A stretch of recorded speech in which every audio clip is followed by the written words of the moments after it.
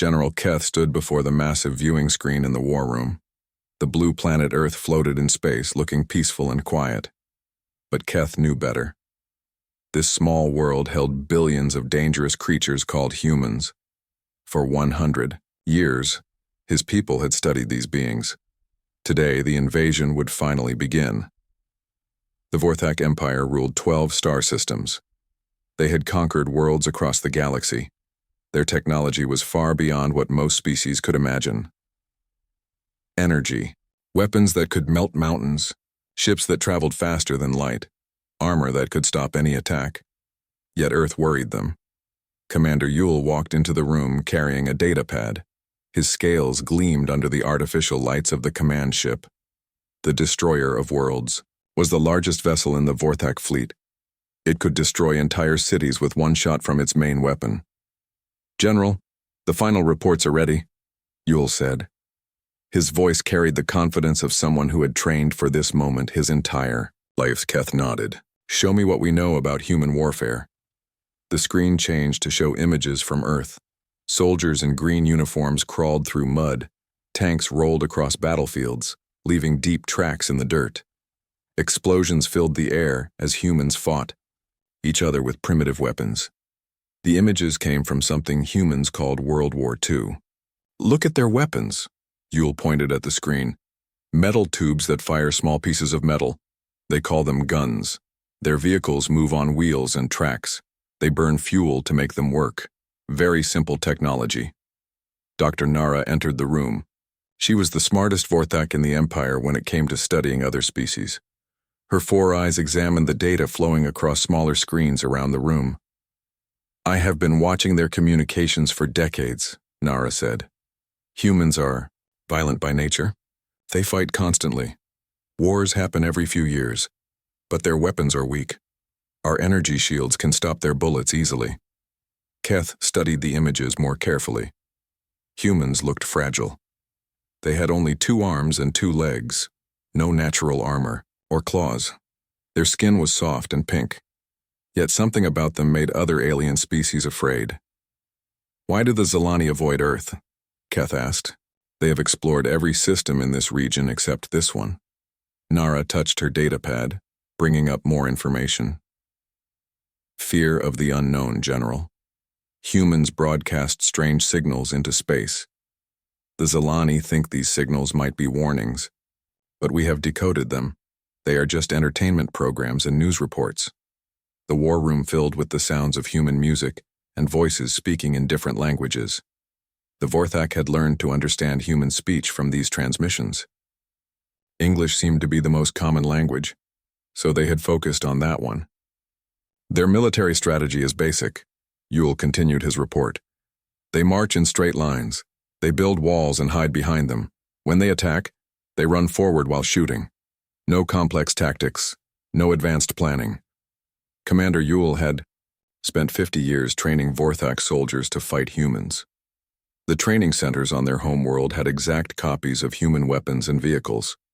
Vorthak warriors had practiced against these crude tools until they could defeat any human force. "Our soldiers wear armor that can stop their strongest weapons," Yule said with pride. "Our guns fire energy beams that can cut through their thickest tanks. One Vorthak warrior is worth 100 humans in battle." General Keth had seen the training exercises. Vorthak soldiers moved like liquid metal, flowing around human-style attacks. Their weapons were silent and deadly.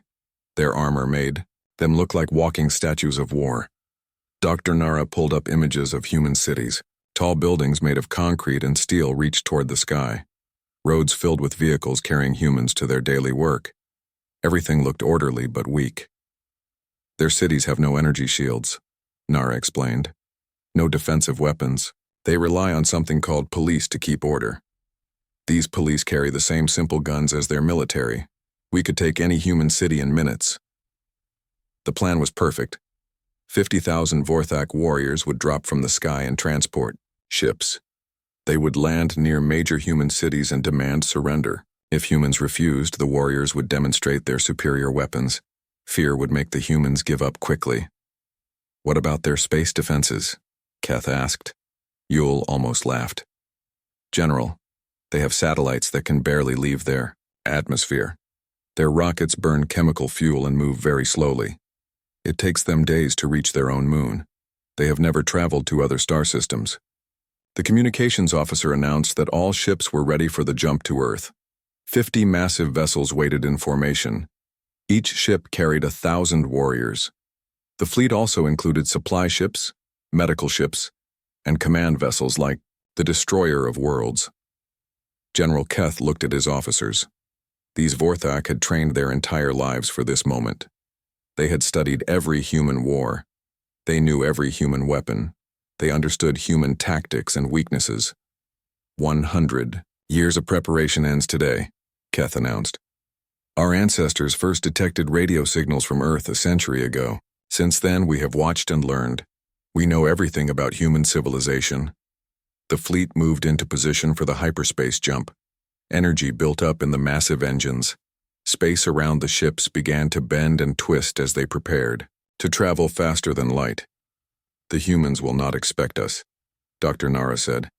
Their instruments are too weak to detect our approach until we are already in their system. By then, it will be too late for them to prepare any defense. Commander Yule reviewed the battle plans one final time. First contact would happen over their largest cities. The humans would see Vorthak ships in their sky and know they were defeated. If any humans tried to fight, Vorthak weapons would show them how hopeless resistance would be. The jump countdown began. 10 seconds until they would cross the galaxy to reach Earth. General Keth felt confident. His people were stronger, smarter, and better armed than humans. This would not be a war. It would be a quick demonstration of Vorthak power. Jump, Keth commanded. The universe blurred around them as the fleet entered hyperspace. In moments, they would arrive at Earth and begin the easiest conquest in Vorthak history. The humans had no idea what was coming for them. Lieutenant Colonel Bin stared at his computer screen in disbelief. The sensors at Seoul Defense Command were showing something impossible. 50 large objects had just appeared near the moon. They were too big to be asteroids and moving too fast to be natural. General Tay, you need to see this, Bin called across the command center. General Tay walked over quickly. His years of military training had taught him to recognize real emergencies. The tone in Bin's voice told him this was serious. What am I looking at? Tay asked, studying the screen. Unknown objects, sir. They appeared 3 minutes ago. Our deep space sensors picked them up the moment they arrived. They're definitely artificial, made by someone with technology.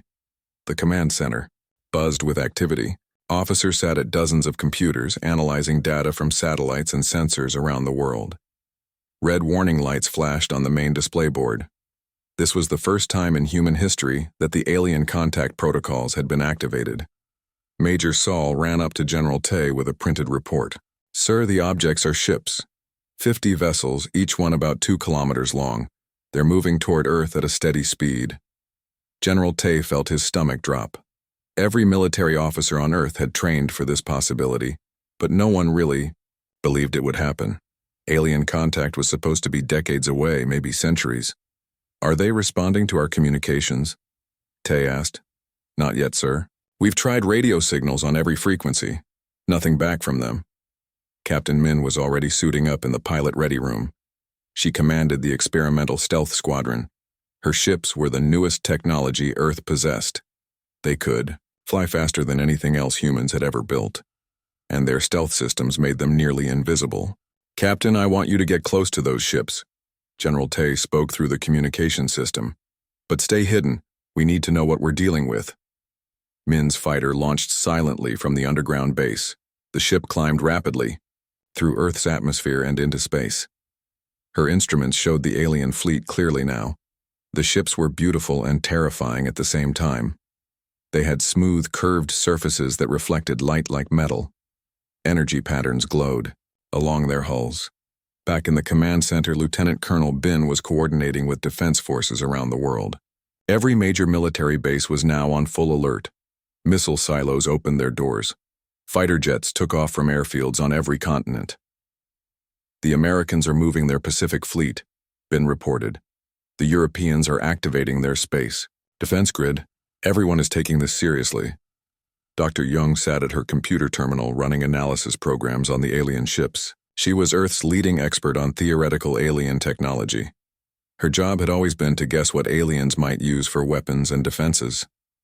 Now she was seeing the real thing. "General, their energy signatures are incredible," Dr. Young said. "These ships use power sources I don't recognize. The energy output from just one ship could power a city for a year." The alien fleet continued moving toward Earth. They were not trying to hide or sneak up on anyone. Their approach was steady and confident, like they owned the solar system. Captain Min's stealth fighter reached the edge of the alien formation. She flew carefully between the massive ships, her sensors recording everything. The alien vessels were even more impressive up close. Their surfaces looked perfect without any scratches or wear marks. "I'm seeing weapon ports along their hulls," Min reported through her encrypted radio. "Lots of them. These ships are definitely military vessels." "Any signs of life inside?" General Tay asked. "Unknown, sir. The hulls are blocking my scans. But these ships are clearly designed for war." Around the world, news stations were beginning to report strange objects in space. Cameras at observatories were taking pictures of the alien fleet. Social media filled with videos and theories. Some people were excited. Others were terrified. The president of Earth's United Defense Council appeared on screens in the command center. President Kim had been elected to lead humanity's unified military just 2 years earlier. No one had expected her first major crisis to be an alien invasion. "General Tay, what's our status?" President Kim asked. 50 alien warships approaching Earth, Madam President. They're not responding to communications. All defense forces are ready, but we don't know their intentions yet." President Kim nodded. "Keep trying to contact them. Maybe they're just exploring, but prepare for the worst." Lieutenant Colonel Bin's computer suddenly beeped with a new alert. "General, I'm picking up a transmission from the lead alien ship. They're trying to communicate with us." The main screen in the command center changed to show a face unlike anything humans had ever seen. The alien had 4 eyes arranged in a square pattern. Its skin was covered in green and blue scales. When it opened its mouth, rows of sharp teeth were visible. "People of Earth," the alien said in broken English, "I am General Keth of the Vorthak Empire. You will surrender your planet immediately. Resistance will result in the destruction of your cities." The command center fell silent. General Tay looked around at his officers. Everyone was staring at the screen in shock. "This is General Tay of Earth Defense Command." Tay replied calmly. "We are willing to discuss your presence here, but we will not surrender our world to anyone." General Keth seemed surprised that humans could respond so quickly. On his ship, he had expected to communicate through simple radio waves. Instead, the human response came through quantum communication channels that the Vorthak barely understood. "Your resistance is pointless," Keth continued. "We have studied your species for 100 years. Your weapons cannot harm our ships. Your soldiers cannot match our warriors. Surrender now and your deaths will be quick." Major Saul was already analyzing the alien's words. "Sir, he says they've studied us for 100 years. That means they've been watching Earth since the early 1900s. Dr. Young pulled up historical data on her computer. If they've been monitoring our radio transmissions since then, they would have seen our early wars. World War I, World War II, Korea, Vietnam. They think they know how we fight." Captain Min's stealth fighter was now positioned directly above the alien flagship. Her sensors were recording everything about their technology. "General, I'm detecting massive energy buildup in their weapon systems. I think they're preparing to attack." General Tay activated the global defense network. Satellite weapons powered up. Underground missile silos prepared to launch. Fighter squadrons around the world received their orders. "All units, this is General Tay. Unknown alien forces are threatening Earth. Prepare for possible combat. Protect all civilian areas. Show them that humanity does not surrender." The alien ships began to spread out, moving toward major cities around the globe. Seoul, Tokyo, New York, London, Paris, and dozens of other population centers were now under alien vessels. General Keth's image appeared on screens worldwide as he broadcast his surrender demand to all of humanity. "You have 1 hour to surrender completely. After that, we will demonstrate our power. Your primitive weapons cannot save you. In the Seoul Command Center, General Tae looked at his watch. The alien ships had been in Earth system for exactly 12 minutes. In 48 minutes, the shooting would start. All units prepare for combat, Tae announced. Let's show these aliens what humans can really do.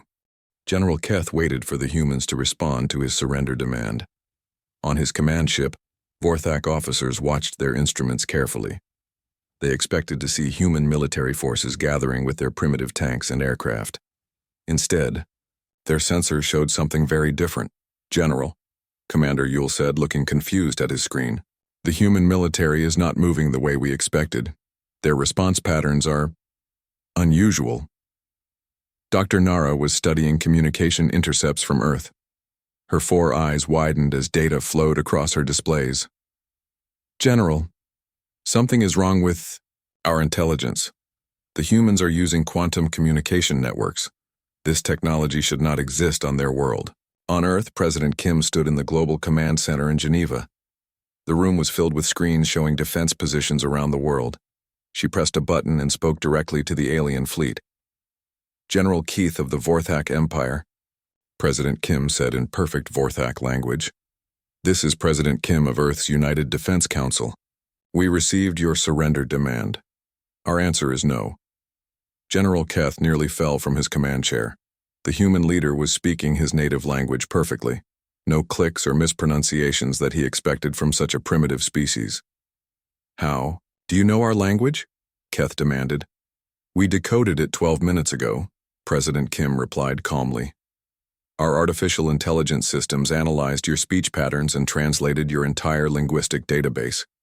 We now understand 73 Vorthak dialects and can communicate with any member of your species.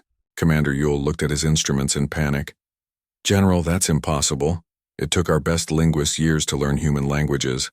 They claim to have learned ours in minutes. Meanwhile, Sergeant Lee was suiting up in the underground armory beneath Seoul. His power armor was black and silver, covering his entire body. When he put on the helmet, his strength increased 50 times. The suit's computer connected directly to his brain, making him faster than any normal human. Sergeant, your squad is ready for deployment, Major Seoul announced over the communication system. The aliens are beginning to land troops in the city center. Lee looked at his squad. 20 soldiers in identical power armor stood ready. Their weapons looked nothing like the rifles and machine guns that the Vorthak had studied. These were energy weapons that could fire bolts of contained plasma. Each soldier also carried a small fusion reactor on their back. Remember your training, Lee told his squad. These aliens think they're fighting humans from 200 years ago. They have no idea what we're really capable of. The first Vorthak transport ships landed in major cities around Earth. The alien warriors that emerged were tall and strong, covered in advanced armor. Their weapons glowed with energy. They moved with the confidence of soldiers who had trained for this moment their entire lives. In downtown Tokyo, Vorthak warriors took defensive positions behind their energy shields. They expected human soldiers to attack with rifles and grenades. Instead, they saw something that made no sense. Lieutenant Han walked down the middle of the street wearing a mechanical suit 15 feet tall. The mech suit moved like a giant robot, each step shaking the ground. Energy cannons mounted on its shoulders tracked moving targets automatically. What is that thing? A Vorthak warrior asked his commander through their communication system. I don't know, the commander replied. It's not in any of our intelligence reports. Humans don't have machines like that. Lieutenant Han spoke through his mech suit's external speakers. Attention Vorthak forces. You are trespassing on sovereign Earth territory. Leave immediately or face the consequences. The Vorthak commander laughed. His warriors had energy weapons that could destroy human tanks. One primitive robot would not save these humans. Open fire, the commander ordered. Energy beams shot from Vorthak weapons, striking Lieutenant Han's mech suit directly. The aliens expected to see the machine explode. Instead, their energy beams bounced off harmlessly. The mech suit's shields absorbed the attack completely. Impossible, the Vorthak commander whispered. Lieutenant Han raised one arm of his mech suit. Energy gathered in the palm as the fusion cannon charged up. You were warned, Han said simply. The fusion blast lit up the entire city block. When the light faded, the Vorthak defensive position was gone. 50 alien warriors had been vaporized. Instantly. The ones who survived were running in terror. Similar scenes played out around the world. In New York, Corporal Park flew through the air using a jetpack. His personal energy shields deflected Vorthak weapons while his plasma rifle cut through alien armor like paper. In London, Private Wan piloted a hover tank that moved without touching the ground. The Vorthak had trained to fight vehicles with wheels and tracks. They had no idea how to target something that could fly and phase through solid objects. Back on the Vorthak command ship, General Keth was receiving reports from his ground forces. Every message was the same. Human technology was far beyond what they had expected. "General, we're losing troops everywhere," Commander Yule reported. "Our weapons can't penetrate their armor. Their weapons are destroying our forces easily." Dr. Nara was frantically checking their intelligence data. "This makes no sense. Our observations showed humans using primitive chemical weapons and metal vehicles. Where did this advanced technology come from?" "Maybe we made an error in our data collection," Keth said, though he could hardly believe it. Captain Min's stealth fighter approached the alien flagship from below. Her ship's weapon systems locked onto the massive vessel's energy core. The Vorthak sensors never detected her approach. "This is Captain Min to Earth Command," she reported. "I have a clear shot at their main ship, requesting permission to engage." "Negative, Captain," General Tay replied. "Hold your position. We want to capture their leadership alive if possible." On the ground, Sergeant Lee and his squad moved through Seoul like ghosts. Their power armor made them faster than Olympic runners and stronger than construction machines. When Vorthak warriors tried to shoot them, the humans simply moved too quickly to hit. "Target their weapons first," Lee instructed his squad. "We want prisoners, not bodies." The squad spread out and attacked the alien landing zone from 6 directions at once. Plasma bolts from their weapons destroyed Vorthak energy rifles before the aliens could fire back. In 30 seconds, 200 alien warriors were disarmed and on the ground. "Surrender now," Lee announced through his armor's speakers. "You are outmatched and surrounded." The Vorthak field commander looked around at his defeated troops. These humans moved like machines and fought with weapons that seemed like magic. Everything his people had learned about human warfare was completely wrong. "We surrender," the alien commander said, dropping his remaining weapon. Reports from around the globe were all the same. Human forces were capturing or destroying Vorthak ground troops with ease. The aliens' superior training meant nothing when they were fighting the wrong enemy. General Keth realized his terrible mistake. The intelligence data his people had collected was accurate, but it was old. Very old. The radio transmissions they had studied showed humans as they were centuries ago, not as they had become. "Commander Yule," Keth said quietly, "I think we need to retreat." "Retreat, sir? But we are the Vorthak Empire. We have never retreated from any world. We have never faced an enemy like this," Keth replied. "These humans are not the primitive species we studied. They are something else entirely." The first phase of contact was over. It had lasted exactly 30 minutes. The Vorthak invasion was already falling apart. The space battle began exactly 6 minutes after General Keth ordered his fleet to retreat. Captain Wu sat in the command chair of Earth's primary orbital defense platform. The massive space station hung in orbit above the planet, bristling with weapons that the Vorthak had never imagined possible.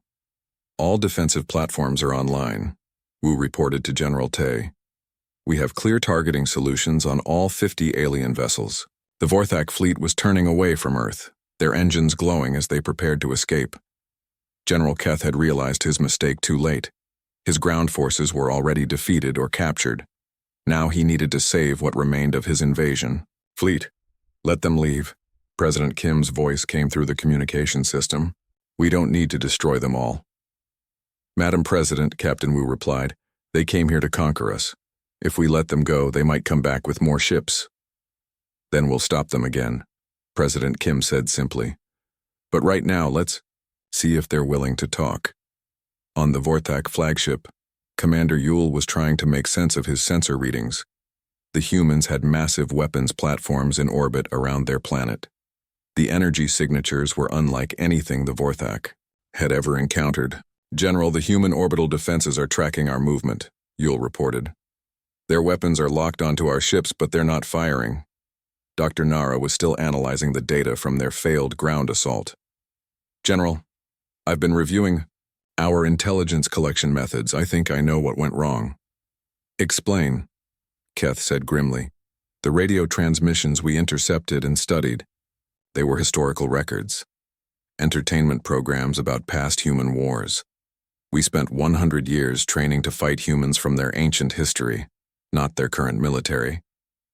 General Keth felt his world collapse around him. 100 years of preparation. The greatest invasion fleet the Vorthak Empire had ever assembled, all of it based on studying old human movies and documentaries. On Earth, Lieutenant Han was securing the Vorthak landing zones in Tokyo. His mech suit stepped carefully over the debris from the brief battle. Alien warriors sat in groups, their hands bound with energy restraints that they could not break. "How long have your people been watching us?" Han asked the Vorthak field commander through his suit's translator. 100 years, the alien replied. "We thought we understood your capabilities. We were wrong." "What did you think you knew about us?" Han asked, curious. The Vorthak commander seemed embarrassed. "We studied your wars from the 1940s, your weapons that fired metal projectiles, your vehicles that moved on wheels. We trained to fight those." Han almost laughed inside his mech suit. "Those wars ended centuries ago. We stopped using chemical weapons and metal bullets a long time ago." In Seoul, Sergeant Lee was escorting captured Vorthak warriors to secure holding areas. His power armor made him look like a walking tank to the aliens who had never seen anything like it. "Your armor," one of the Vorthak warriors said to Lee. "It moves like part of your body. How is this possible?" "Neural interface," Lee explained, simply. "The suit reads my thoughts and responds instantly. It's been standard equipment for our military for 50 years. The alien warrior looked confused. "But our intelligence showed humans wearing simple fabric uniforms, carrying basic weapons." "That was a long time ago," Lee said. "We've made some improvements since then." Above Earth, the standoff continued. The Vorthak fleet was trying to leave, but their ships were old and slow compared to human technology. Captain Wu could have destroyed the entire alien fleet in minutes, but his orders were to wait. "Captain," one of Wu's officers reported, "the alien ships are charging their weapons. I think they're planning to fight their way out." Wu sighed. "They really don't understand what they're facing. All platforms, defensive positions. If they fire on us, respond with minimum force necessary." The Vorthak fleet suddenly turned and opened fire on the human orbital platforms. Energy beams shot across space, striking the human defensive stations. General Keth had decided that retreat was impossible. If they were going to die, they would die fighting. The alien weapons struck Captain Wu's platform directly. The energy beams were powerful enough to destroy a small moon. They hit the human station and did absolutely nothing. "Report," Wu said calmly. "No damage, sir," his weapons officer replied. "Their energy output isn't strong enough to penetrate our shields. Return fire. Target their engines only. Disable them but don't destroy them." The human orbital platforms opened fire. Beams of focused antimatter shot across space faster than light itself. The Vorthak ships, designed to withstand nuclear weapons, crumpled like paper. Their shields collapsed instantly. Their hulls tore apart. The mighty destroyer of worlds, pride of the Vorthak fleet, split down the middle as human weapons cut through its armor. Emergency systems screamed warnings as the massive ship began to break apart. "Cease fire," General Keth broadcast on all frequencies. "We surrender. Please stop firing." Captain Wu ordered his platforms to stop shooting. In less than 2 minutes, the entire Vorthak invasion fleet was disabled. 30 ships were completely destroyed. The remaining 20 were powerless and drifting. "This is Captain Wu to all Vorthak vessels. Prepare to be boarded. Any resistance will result in your destruction." On the surface, the ground war was already over. Corporal J led a team of human soldiers onto the alien command ship that had landed near Paris. The Vorthak crew surrendered immediately when they saw humans in power armor walking through their corridors. "Where is your intelligence database?" Jay asked the ship's captain. The alien pointed to a computer terminal with shaking hands. "Everything we know about your species is in there, but it's all wrong, isn't it?" Jay connected his armor's computer to the alien database. Information flowed across his helmet display. A century of observations, thousands of intercepted transmissions, all of it focused on human military capabilities from the 20th and 21st centuries. "You studied our history," Jay said with amazement. "You thought you were learning about our current military, but you were actually watching old war movies and historical documentaries." The Vorthak captain nodded sadly.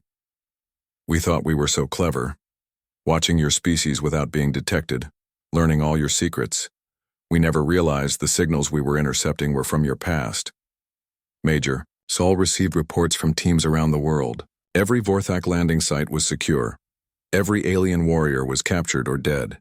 The invasion force that had trained for a century was completely defeated." "Total casualties?" General Tay asked.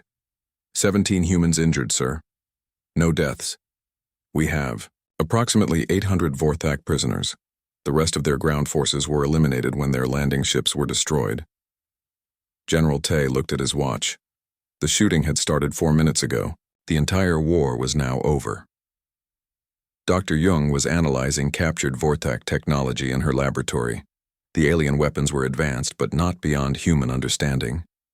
Their energy shields used principles that human scientists had mastered decades earlier. "It's interesting," Jung reported to General Tay. "Their technology is sophisticated, but it's designed to fight enemies using chemical explosives and metal projectiles. They never developed defenses against plasma weapons or antimatter charges." President Kim addressed the world from the Global Command Center. "Citizens of Earth, the alien threat has been neutralized. Our military forces have successfully defended our planet against invasion. The war lasted 6 minutes. We are safe." In space, rescue teams were boarding the damaged Vorthak ships. Most of the alien crew had survived, though their vessels were beyond repair. Captain Wu supervised the operation from his command platform. "How many survivors?" Wu asked. "About 3,000, sir. They're all requesting asylum. They say they don't want to return to their empire." "Why not?" "They're afraid their own people will execute them for failing so badly. Apparently, the Vorthak Empire doesn't tolerate military defeats." The 6-minute war was over. Humanity had faced its first alien invasion and won completely. But as General Tay looked at the prisoners and the wreckage, he realized this was just the beginning. If one alien empire had found Earth, others would follow. The question now was, what would happen when aliens arrived who actually understood what humans had become? General Keth sat in the medical bay of his damaged command ship, staring at the metal walls that had once seemed so strong. His 4 eyes showed the pain of total defeat.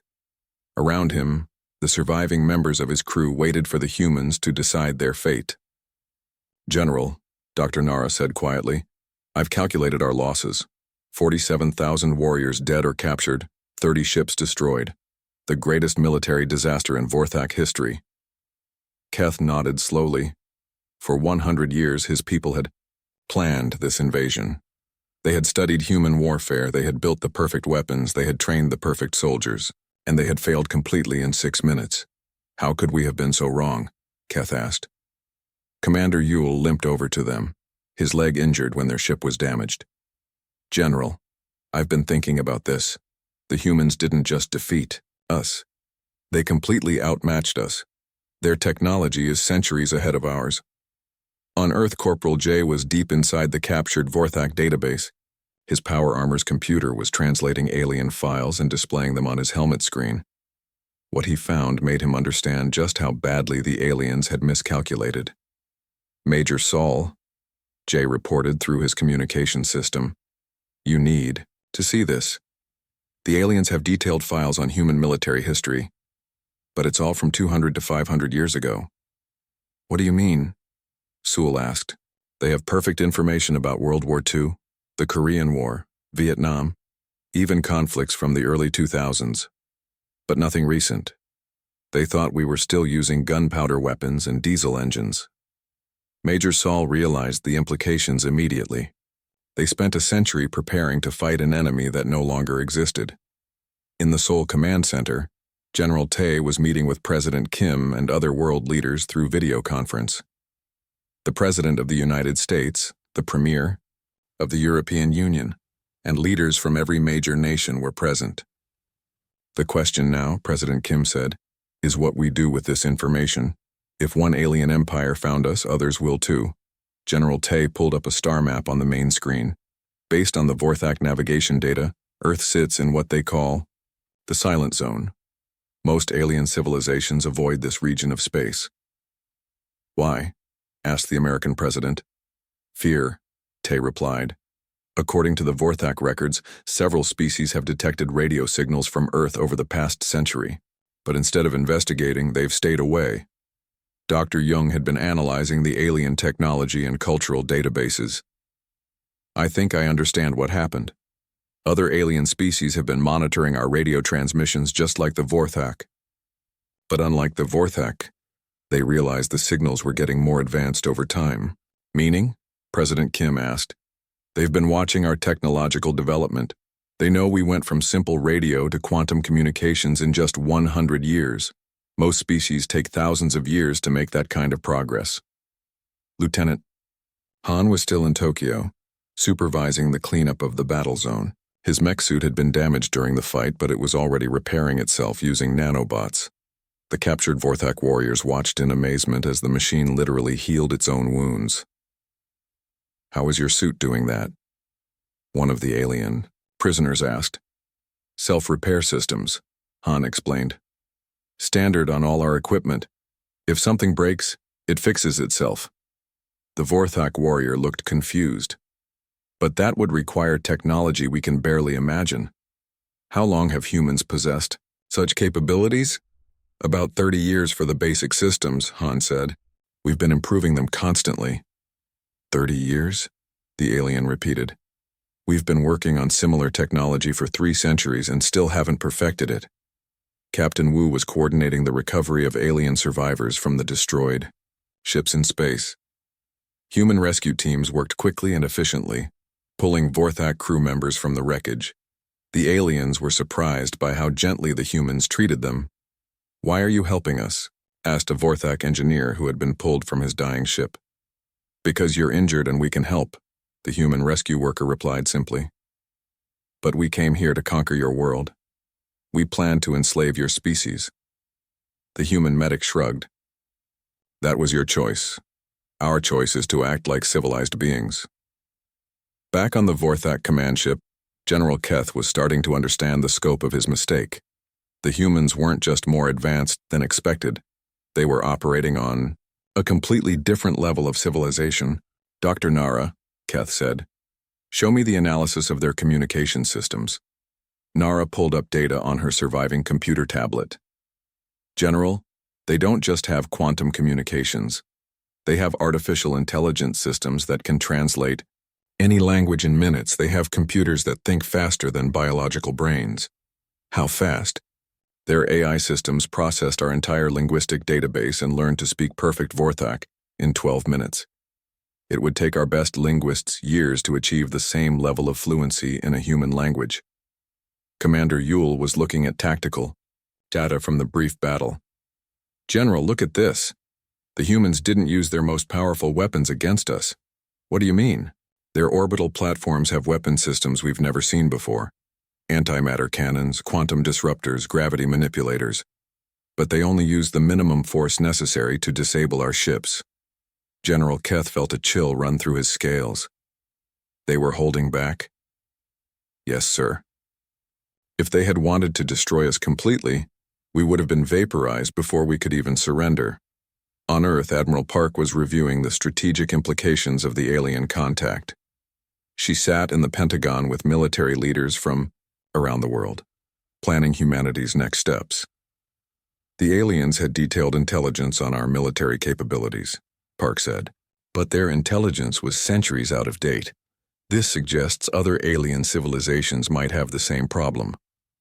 Or they might have better intelligence, pointed out the British admiral. Not all aliens are as foolish as the Vorthak. True, Park agreed. But consider this. The Vorthak Empire rules 12 star systems. They're a major galactic power. If they could make such a fundamental error in intelligence gathering, what does that say about alien capabilities in general? Dr. Jung had a different theory. I think the problem is how aliens think about technological development. Most species advance slowly and steadily. The idea that one species could go from radio to quantum physics in just 100 years probably seems impossible to them. So they assume our old transmissions represent our current capabilities? Park asked. Exactly. They can't imagine that we've advanced so far so quickly. Sergeant Lee was interrogating captured Vorthak officers in the secure facility beneath Seoul. The aliens were cooperating fully, probably because they were too shocked to resist. Tell me about other alien empires, Lee said to a Vorthak intelligence officer. There are dozens of major civilizations in this galaxy, the alien replied. The Zelani Confederation, the Morteki Hives, the Crystal Worlds Alliance. All of them know about Earth. And they're all afraid to come here? Not afraid exactly, cautious. Your radio transmissions show extremely rapid technological advancement. Most species consider that unnatural. Unnatural how? The Vorthak officer struggled to explain. Normal species take tens of thousands of years to develop spaceflight. You went from first radio transmission to faster-than-light travel in less than a century. That level of advancement is almost impossible. But we did it, yes. And that's what scares them. President Kim called an emergency session of the United Earth Council. Leaders from every nation gathered in Geneva to discuss the new reality. Earth was no longer alone in the universe, and every government needed to prepare for what might come next. The Vorthak invasion failed because they underestimated us, Kim announced to the assembly. But they won't be the last aliens to visit Earth. We need to decide how humanity will interact with galactic civilization. Do we reveal our true capabilities? Asked the Japanese representative. Do we have a choice? Replied the African Union delegate. 47,000 Vorthak warriors have seen our technology firsthand. Word will spread. General Tay stood up to address the council. Ladies and gentlemen, I believe we have a unique opportunity here. The aliens fear us because they don't understand us. That fear might be our greatest defense. What do you propose? President Kim asked. We let them keep guessing. We don't reveal the full extent of our capabilities. Let alien civilizations continue to wonder what humans are really capable of. The room fell silent as the leaders considered this strategy. Fear of the unknown had protected Earth for decades. Maybe it could continue to protect them in the future. Outside, the sun was setting on the first day of humanity's contact with alien civilization. In 6 minutes, everything had changed. Earth was no longer a hidden world. They were now players, in a galaxy full of civilizations that had been watching them from afar. The question was, what would humanity do with this knowledge?